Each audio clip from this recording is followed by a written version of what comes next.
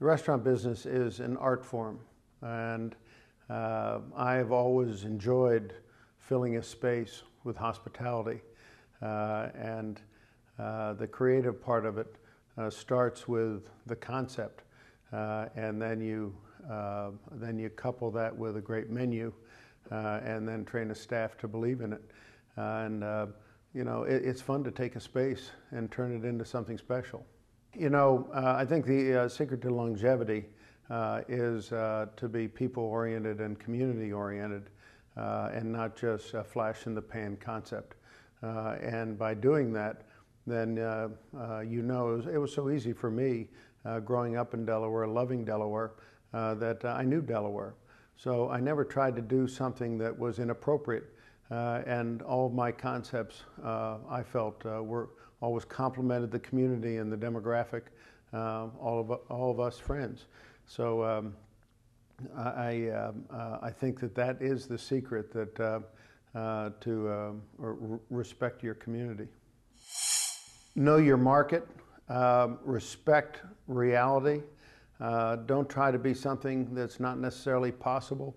When I sit in big meetings with the big banks in New York, and they talk about how the market is down and how difficult it is to find a job, I look at them and say, a cold long neck beer is still selling very well. So it's a matter of being realistic and win. There's a time for a beer and there's a time for champagne, and those who have succeeded in the restaurant business recognize what's appropriate at that time of the economy. Well, Delaware Today magazine has been in our lives. We've grown up with Delaware Today magazine. Delaware Today has covered our state and all of us that have created the economy, and it's been fun.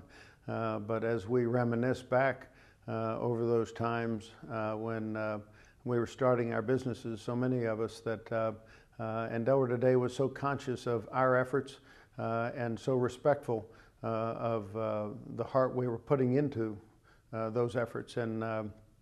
But we have always enjoyed ribbing each other as to each other's articles and pictures.